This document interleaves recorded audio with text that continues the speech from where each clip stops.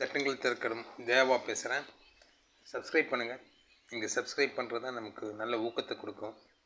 நன்றி மக்களே. பொதுவாக நம்ம அரசியல் நமக்கு தேவையற்றது. அரசியலை பற்றி பேச மாட்டோம், மக்களை பற்றி தான் பேசுவோம். இதுவும் மக்கள் நலனுக்காக தான் பேசுகிறோம். புதுசாக ஒரு நடிகர் கட்சி தொடங்கியிருக்காரு. அவர் ஊழலை ஒழிப்போம் அப்படிங்கிறாரு.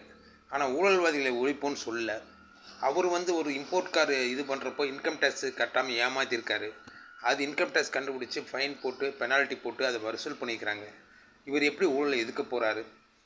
அவர்கிட்ட இருக்கிற ஆளுக பூரா ஊழல்வாதி தான் அவர்கிட்ட இருக்கிறாங்க. இவர் வச்சு எப்படி ஊழலற்ற ஆட்சி இவரால் எப்படி கொடுக்க முடியும்? இவர் ஊழலை எதிர்க்கிறாரா இல்லை திமுகவை எதிர்க்கிறாரா அப்படிங்கிற முதல்ல தெளிவுபடுத்தணும்.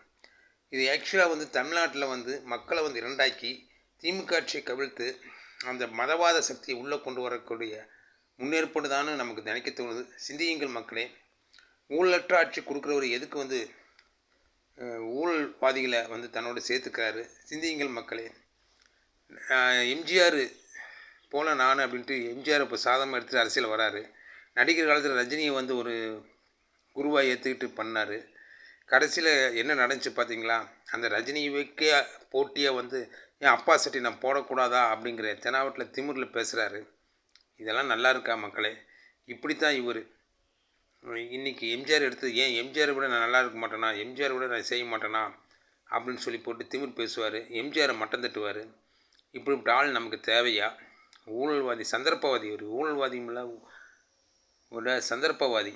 அந்தந்த நேரத்துக்கு தகுந்த பச்சோந்தின்னு சொல்கிறாங்களே, அந்த பச்சோந்தி தான் இவர். இந்த பச்சோந்தியை நம்ம என்றைக்கு ஒழிக்கிறோமோ அப்போ தான் நம்ம நாடு நல்லாயிருக்கும். தெளியுங்கள் மக்களே. இதில் ஏதாவது தவறு இருந்தால் மன்னிச்சுங்க. கருத்து தவறாக இருந்தால் என்னை மன்னிச்சிருங்க. ஆனால் இதான் நிஜம் மக்களே. நன்றி மக்களே. சப்ஸ்கிரைப் பண்ணுங்கள். தேங்க்யூ.